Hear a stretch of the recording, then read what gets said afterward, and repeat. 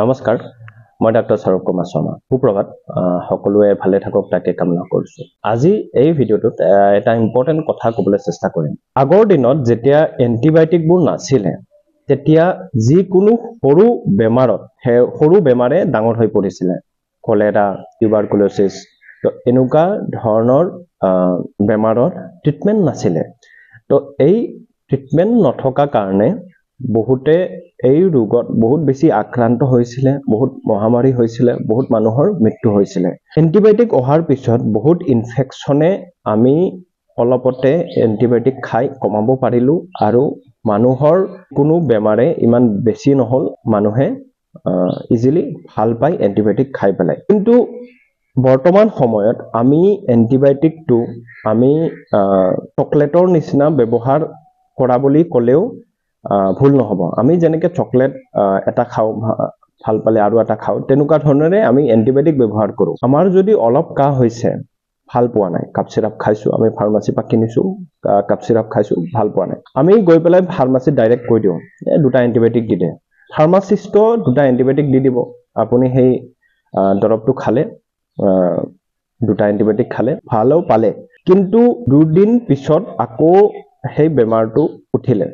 তো এই এটা ভুল ধাৰণা, এইটো এটা মিষ্টেক, এইটো এটা মিছআণ্ডাৰষ্টেণ্ডিং আমাৰ মাজত, যে আমি এন্টিবায়টিকটো আমি নিজে প্ৰেছক্ৰিপশ্যন নোহোৱাকৈ, ডক্টৰক নেদেখুৱাকৈ ফাৰ্মাচীৰ পৰা আমি কিনিব পাৰোঁ, ইমান এক্সেচিবল এন্টিবায়টিকবোৰ। এইটো বহুত বেছি আমি ভুল কৰি আছো। এনেকে এন্টিবায়টিক ইউজ কৰা নাযায়, এনেকে এন্টিবায়টিক ব্যৱহাৰ নকৰে। এন্টিবায়টিক সদায় ফাৰ্মাচিষ্টৰ পৰা ডাইৰেক্ট কিনিব নালাগে। এন্টিবায়টিক সদায় এজন চিকিৎসকে প্ৰেছক্ৰিপশ্যনৰ সৈতেহে এন্টিবায়টিক ব্যৱহাৰ কৰিব লাগে।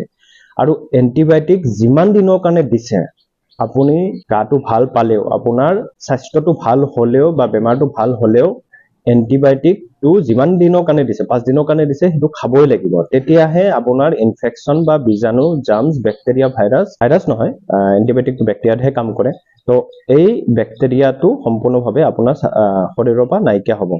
তো এই এন্টিবায়টিকটো আমি যিমান দিনৰ কাৰণে দিছে সিমান দিনৰ কাৰণে খাব লাগে, চিকিৎসকে দিলেহে খাব লাগে, ফাৰ্মাচীৰ পৰা ডাইৰেক্ট কিনিব নালাগে। আমি যিটো ভুল কৰি আছো, আমি ফাৰ্মাচীৰ পৰা ডাইৰেক্ট এটা দুটা এন্টিবায়টিক কিনি পেলাই খাই আছো, গাটো ভাল পাই আছো, তেতিয়া কি হয়, যিটো বেক্টেৰিয়াৰ এগেইনষ্টত, যিটো বেক্টেৰিয়াৰ বিৰুদ্ধে আমি এন্টিবায়টিকটো খাই আছো, সেই বেক্টেৰিয়াটো গম পাই যায় যে এই এন্টিবায়টিকটো কম ড'জত খাইছে, তো এন্টিবায়টিক ৰেজিষ্টেঞ্চ হৈ যায়। বেক্টেৰিয়াটো গম পাই গ'লে যে এন্টিবায়টিকৰ পেটাৰ্ণ এনেকুৱা, তো সি তাৰ শৰীৰত কিছুমান চেঞ্জ কৰি লয়, যাতে এন্টিবায়টিকটো তাক নেক্সট টাইম এটেক কৰিব নোৱাৰে। কাৰণ ফুল ড'জ আমি খোৱা নাই, আমি ফুল কোৰ্চ খোৱা নাই, চ' অলপ এন্টিবায়টিক খাইছো, তো ই গম পাই গ'ল, তো নেক্সট টাইম সেই এন্টিবায়টিকটো সেই বীজাণু সেই বেক্টেৰিয়া তাত কাম নকৰে। সেই বেক্টেৰিয়াটো যদি বেলেগ ব্যক্তিৰ তাত, এজন ব্যক্তিৰ পৰা বিয়পিও যায়, তো সেই ব্যক্তিজনৰ তাতো এই এন্টিবায়টিকটো কাম নকৰে। তো এনেকে এন্টিবায়টিক ৰেজিষ্টেঞ্চ ডেভেলপ হয়।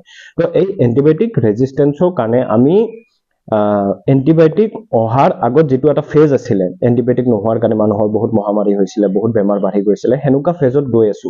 এন্টিবায়টিক ৰেজিষ্টেঞ্চ বহুত বেছি বাঢ়ি গৈছে, এন্টিবায়টিক কাম নকৰা হৈছে। তো এনেকে মানুহৰ মহামাৰী বহুত বেছি বাঢ়ি যাব।